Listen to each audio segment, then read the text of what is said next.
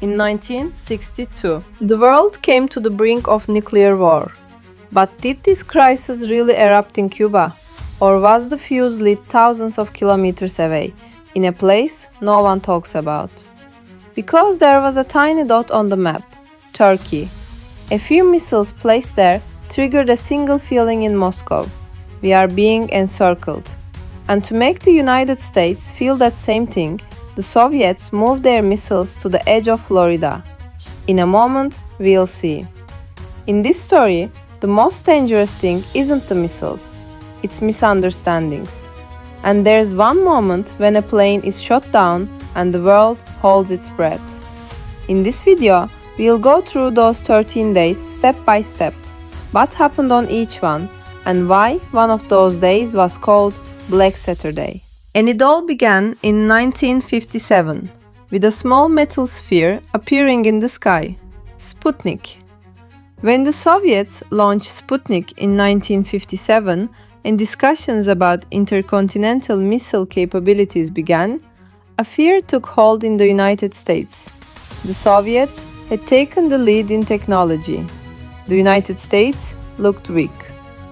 The Eisenhower administration chose to quickly restore the balance by deploying intermediate-range missiles in Europe, Thor and Jupiter.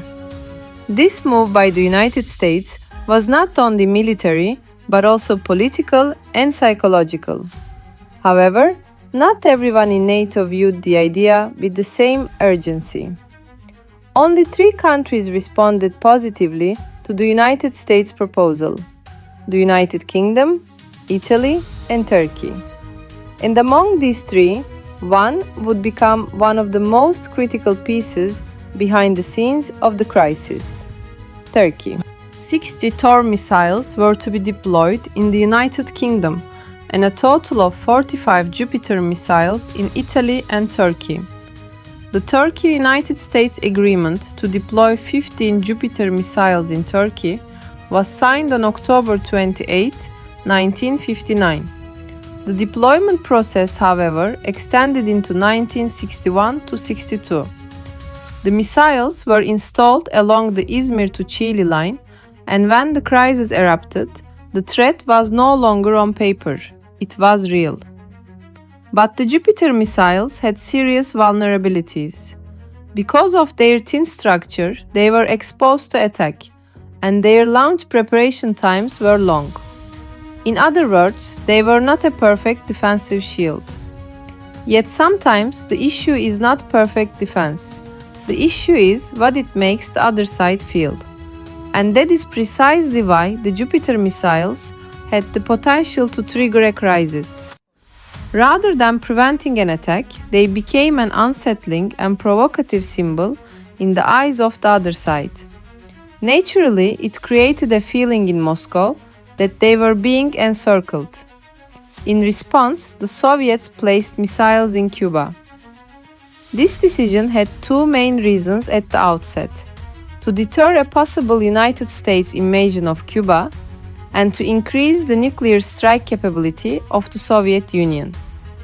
The logic was simple: if they can strike us from Turkey within 10 minutes, then we can create the same feeling in the United States from Cuba.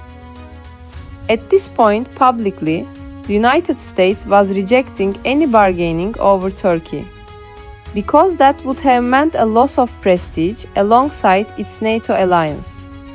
It would have meant appearing to step back under Soviet pressure. But behind the scenes, events unfolded quite differently. The Cuban Missile Crisis of October 1962 was an extremely dangerous confrontation between the United States and the Soviet Union during the Cold War. It nearly brought the 2 superpowers to the brink of nuclear war.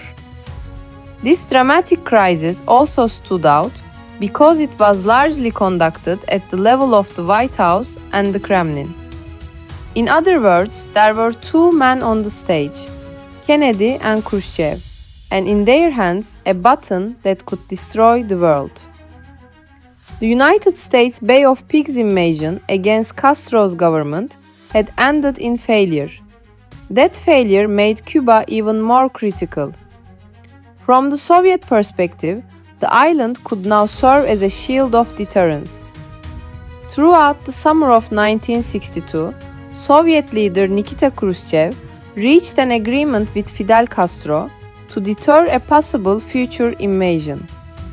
Shipments began, facilities were constructed, and the missiles were gradually installed on the island.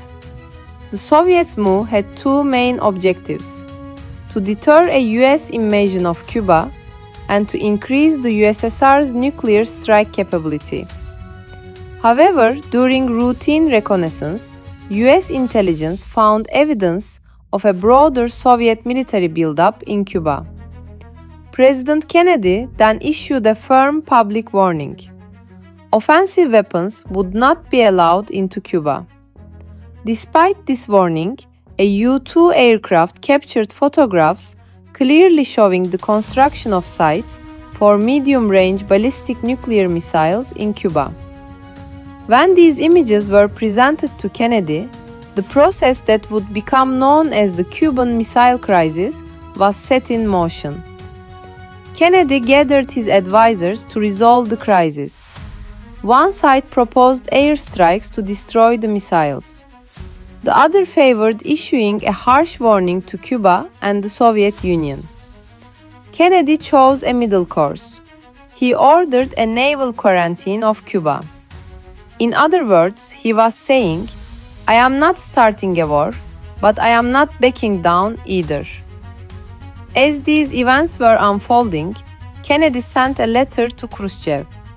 In the letter, he stated that the shipment of offensive weapons to Cuba would not be allowed. He demanded that the missiles deployed in Cuba be dismantled and that all offensive weapons be returned to the Soviet Union. This letter was one of the most critical links in the chain of correspondence between the White House and the Kremlin. But delays and misunderstandings were still a major risk. That same evening, Kennedy delivered a national address. He explained the developments in Cuba, the quarantine, and the global consequences that could emerge if the crisis escalated. The speech was firm and so clear it strongly evoked the Monroe Doctrine.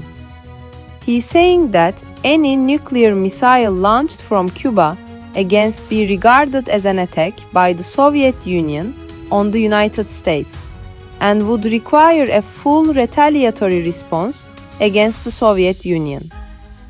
This speech was extremely harsh and threatening. As tensions escalated, Khrushchev responded with a statement describing the United States blockade as an act of aggression and said that Soviet ships bound for Cuba would be ordered to continue on their course. The tension between the two sides was steadily rising. The Cuban crisis had reached a point where it could drag the United States and the Soviet Union into open war, and at that very moment, a single spark could have set everything ablaze. As the crisis moved closer to military confrontation, a diplomatic back channel opened up. ABC correspondent John Scali informed the White House that a Soviet agent had approached him and implied that the Soviets might remove the missiles in Cuba in exchange for a US pledge not to invade the island. That evening, Khrushchev sent another message to Kennedy.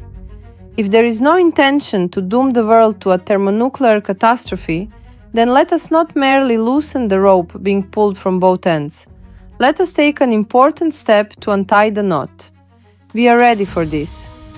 Shortly afterward, Khrushchev sent a second message, stating that the agreement should also include the removal of the United States Jupiter missiles in Turkey. The tone coming from the Kremlin was hardening. On one hand, the blockade was being called an act of aggression. On the other, a new condition was being placed on the table, the Jupiters in Turkey. And just as the tension reached its peak, a US U-2 reconnaissance aircraft was flying over Cuba. The mission was simple. Were the launch sites truly operational? Were the missiles ready? Were they being dismantled? Were there new shipments? But that day, Soviet air defenses in Cuba were no longer just on alert, they were on the trigger. The Soviets had S-75 surface-to-air missiles. This system had already sent a clear message to the world that U-2 aircraft could be shot down, because in 1960 the Soviets had downed Gary Power's U-2. In other words, they already had the teeth to bring down a U-2. A radar lock was placed on the U-2 flying over Cuba. Then the missiles were fired. And yes, that same day, a US U-2 reconnaissance aircraft was shot down over Cuba. Once the plane was hit, something critical happened. The situation in Washington leapt from "the blockade continues, letters are being exchanged" to "a US serviceman has been killed." Everything escalated instantly. Now Kennedy faced a terrible pressure. If you do not respond, you look weak. If you do respond, you may start a war. That is why it is called Black Saturday, the most dangerous day of the crisis. In those moments, two things were happening at the same time. In Washington, retaliation plans were being placed on the table.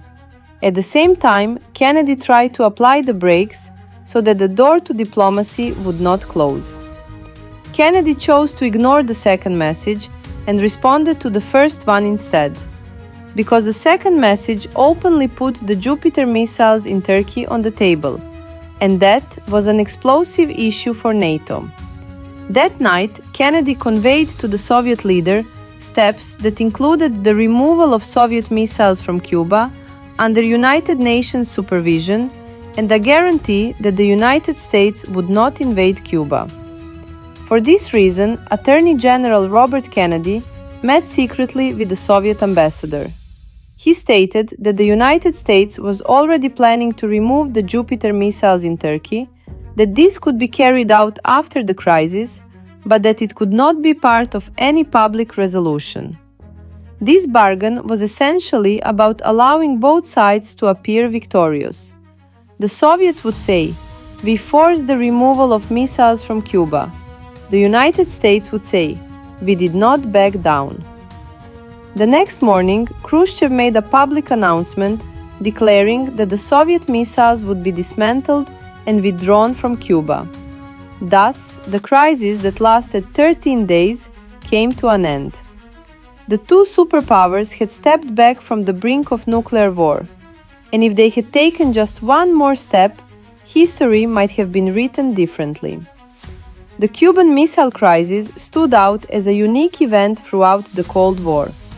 Kennedy strengthened his image both at home and internationally. He also managed to soften the impact of the failure of the Bay of Pigs invasion. Another outcome of the crisis was this. Even though messages were exchanged, Kennedy and Khrushchev often could not clearly understand the other side's true intentions. This uncertainty was extremely dangerous at a time when the world stood on the edge of nuclear war. For that reason, in 1963, a hotline was established to prevent similar accidents in the future, a direct and rapid communication link between the White House and the Kremlin. The crisis also forced both sides to rethink the arms race and accelerated the first steps toward agreements such as the Partial Nuclear Test Ban Treaty of 1963. The leaders of the two superpowers had become fully aware of the devastating possibilities of nuclear war.